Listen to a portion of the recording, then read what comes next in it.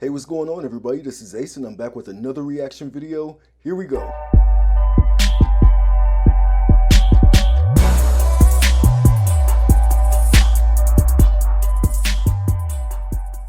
Alright, so I made it through the wilderness. The Like a Virgin album is in the can and now it's time to recap and appraise the complete body of work. When I started this channel, I randomly searched artists to react to and Madonna just came up. I think my first Madonna reaction was to Rescue Me. Then after that, YouTube started to blow my feed up with suggested Madonna videos. So I did more reactions to Secret, Human Nature, 4 Minutes, and then Like a Virgin. It was at that point that someone in the comments was like, you know, instead of just picking random Madonna videos to react to, you should start at the very beginning with her first album. And since I had approved of enough of Madonna's music that I had heard thus far, I went ahead and did that. So I can see how Like a Virgin is the album that Madonna became a star with. On it, she's imposing, she's exuding star power, she's showing more depth and exposes more layers. The album itself is an interesting assortment of, I want to say like tween pop, quirky synth pop, high energy and live rhythmic music. There's an array of subject matters and themes presented here that range from, I want to say, anthemic to motivational to sexual to quirky to personable. Aside from some quasi-foggy moments here and there, the overall temperament of this album is lively and commanding. It doesn't plead as much as the first album. It's more organized and Madonna comes off as more assured in her presentation. And let's take a second to appreciate that album cover, man. You can practically live in that cleavage and just boobies for days. Opening with Material Girl was a bit of a jarring introduction to this album because of just how much it differed from everything else I had heard from Madonna up to that point, particularly coming after her more urban pop debut. I previously reacted to the Like a Virgin song, and even though it has that more overt pop sound as well, by the time I got to the album, I'd sort of forgotten about it. So with Material Girl, I kind of figured where the sound was going and that there probably wouldn't be a physical attraction somewhere in the mix. You know, the tone was clear from track one. The sound of this album is very perpendicular. Unlike the first album that has more of a fluid bounce to it, Like a Virgin has a feel that's much more upright, boxier, and even somewhat rigid. To put it in simpler terms, if the debut album were a pizza, it would be a round, whereas this one is the sonic equivalent of one that's more square-shaped. That said, this album definitely sounds more expensive than her debut, and it's, I think, more solid overall. I've said throughout the Virgin reactions that I really like the live and or more organic instruments that were played on the songs that had them. The musicianship displayed on them was terrific and furthermore shows that Madonna wasn't as one-dimensional or predictable as most singers who are tagged dance music acts tend to be. That she went from a more budgeted urban club sound to singing against live drums and ubiquitous guitars while still tactically moving in a more bubblegum and synth pop direction was kind of stunning. That said, I will say that the programmed music on this album is very steeped in the moment and very much shows its age. I mean, Dress You Up is a fun song with loads of color and charm, but I don't think it comfortably fits beyond its era. Unlike the debut album, which in my opinion has a more enduring tone and has aged better, Like a Virgin feels more like a snapshot of its time. The music from this album feels like it could have only been recorded and released in 1984. Oddly enough, despite how the sound is almost radically different from the 1983 album, Madonna seemed to keep much of the same outer look and style with this album that she had had with her first, which seemed to create a bridge for both to still interact with each other and feel like they were part of the same universe. Vocally, this album is like Lucky Star and Secret battling it out for dominance with neither ultimately beating the other. The first album was all head voice and squealing vocals, whereas on Like a Virgin, Madonna regularly flirts with a deeper chest voice, but still uses a girly high register as a security blanket. Overall, you can hear the growth and emerging confidence in her singing. It was as if she realized that she didn't have to sing just one way, even if she wasn't totally sure which path was the better route.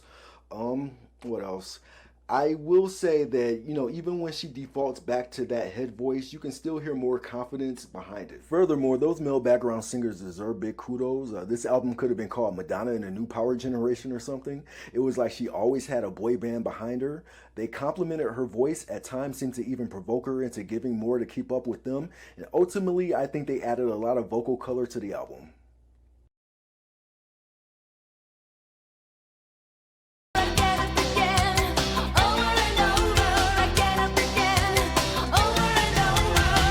Over and Over is quirky, spastic, and wired with a sort of a berserk sound. It's got cute, quasi-endearing lyrics and a message that's charming. Madonna sounds good on it and her vocal climax is nice. However, so much is going on in the instrumentation that it becomes grating to the ear. To anyone who watches Bob's Burgers, remember the episode where Tina becomes addicted to coffee? That's basically the feel of Over and Over. You know, if you don't have an affinity for manic, high-energy songs, it's probably not going to be settling to the ear. He's a pretender. He knows just what to say. He's a pretender. Yeah, you meet him every day. My initial impression of Pretender was that it was so-so. While not terrible, I felt that it tended to lag and was an overall lazy attempt to make a club record. After my reaction, however, I listened to it again and found myself liking it slightly more than the first time.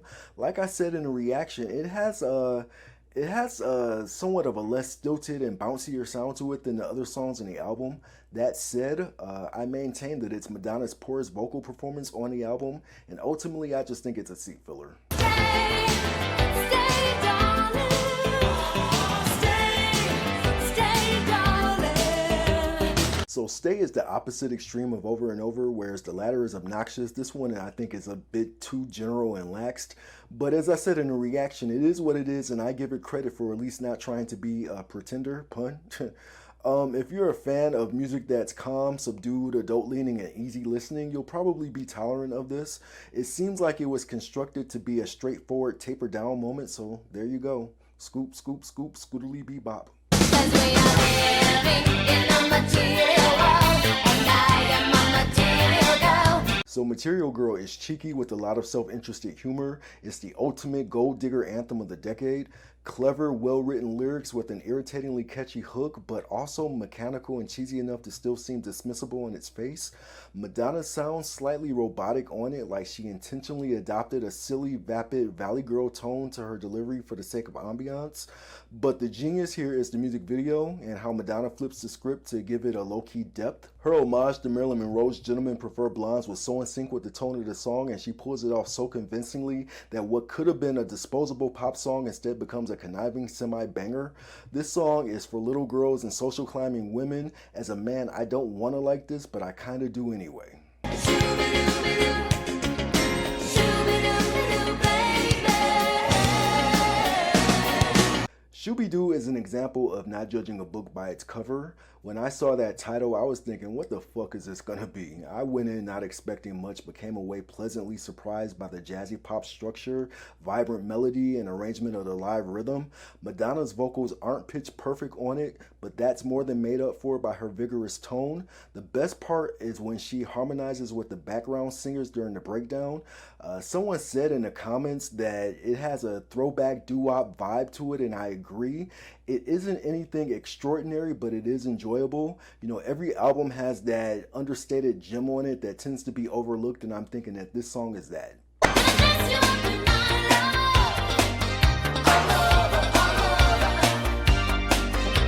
A lot of Madonna's fame seems rooted in her image and how she presents herself to the world, and so this song that makes repeated references to fashion and style feels succinctly on brand for her. Overall, Dress You Up is bubbly, bold, and sharp.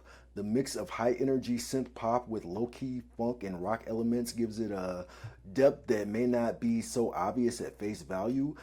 Vocally, Madonna does a nice job of balancing a head and chest voice. I love how intense she tends to sound during the hook, and those background vocals kill it. Real talk, the song does scream 1980s bubblegum pop, and it does it so much so that it may even seem like a caricature of the times, but it's also one of those songs that if you can check your musical snobbery at the door, you can enjoy it, and that live performance video was pretty dope. You abandoned me. Love don't live here anymore. So this one shocked me. I knew the original is a soul classic, one that might make some scoff at the idea of Madonna covering it. The production creates a mood that's dark and haunting with an almost gothic resonance. The musicianship of the live band is on point here. Vocally, Madonna is very impassioned and does a great job of interpreting the lyrics and heart of the song.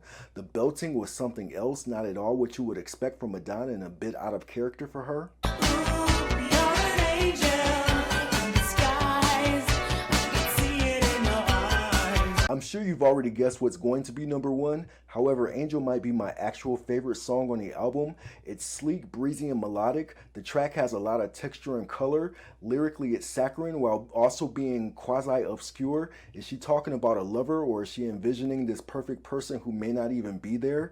Of all the songs on the album, Madonna's vocals are never better than they are right here. She's at her most controlled, versatile, focused, and perfectly timed in terms of pitch, tone, and being on key. Her high to low notes are very well done. You know, Angel is dope, and it's one of the best songs from her that I've heard.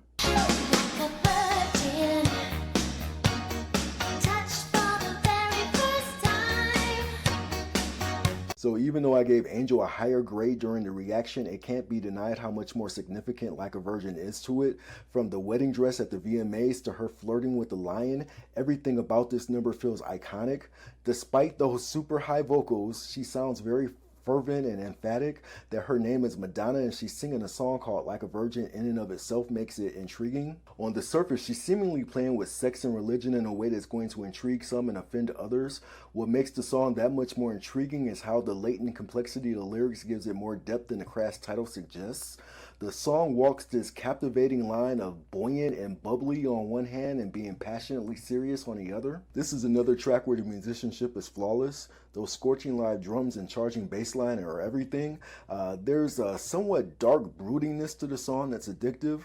I heard a story about how Nile Rodgers wasn't too keen on doing this song, but Madonna insisted on it. So he produced it with a more stripped down arrangement just to see if she could handle not being propped with backup singers or masked with colorful synthesizers, and I think she rose to the occasion. Like a Virgin is dope. I think it's quintessential.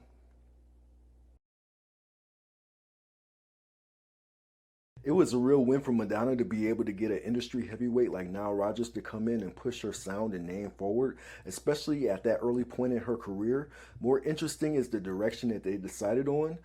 In the comments of the reactions, people said that Like a Virgin was Madonna in her Britney and Miley stage, and yeah, that's copiously clear. The first album was girly, but had a tougher rhythmic pop and street-tinged vibe to it. On Like a Virgin, Madonna trades the latter in for a glossier, more synth-based suburban mall pop sound with fleeting elements of throwback rhythm and blues. Niall has a storied history of producing urban and R&B music, from Chic to Sister Sledge to Diana Ross. He knows how to make a club banger, and he could have given her something that was closer to Holiday if that had been the objective. However, he seemed to be aware of the stylistic space of this album and didn't veer from it. The songs on Like a Virgin are generally very charismatic and sync up well with Madonna's overall personality. This album does have more obvious album tracks on it than her debut, which by comparison has a track listing where virtually all of the songs on it are evenly matched and are as strong as the one before it. That isn't always the case here. Furthermore, I have to say that I find Like a Virgin to be quite a bit dated overall. Truthfully, I can't say that it's an album that I would regularly come back to and play from start to finish, but there are several songs featured on it that won me over to the point where I would listen to them again. That being said, dated doesn't necessarily mean bad, and I would give the Like a Virgin album overall a letter grade of a B-. It's a decisive album that has a clear-cut objective, which was to graduate Madonna from being a club singer to being an international superstar whose name would stay on everyone's lips. It did that in spades. It's my understanding that Madonna tends to be very fluctuating with the direction of her music, and that this was the first example of that. So even though the debut album falls more in line with my general taste in music, I do think that it was smart, even if a bit risky, of Madonna and her record company to be willing to deviate from what had worked well enough before for something that may affront those initial supporters. Long careers require fluidity and risky moves, and Madonna is a hardcore example of that. Back in the day, young debutantes would have coming out parties to celebrate their arrival into greater society. I see the Like a Virgin album as being that for Madonna. It was constructed to be the album that would make her name greater than whatever hit song she had out at that moment, and to skyrocket her into like a superstar status with acts like Michael Jackson, Prince, Bruce Springsteen, and Phil Collins. So in closing, no matter how much one may or may not appreciate the music of this album, it's one of those albums that so proved itself like 10 times over that you have to respect it just on the basis of what it achieved. But how do you feel about it? How do you feel about Madonna's Like a Virgin album? Leave me some comments, like and subscribe, and until next time, peace.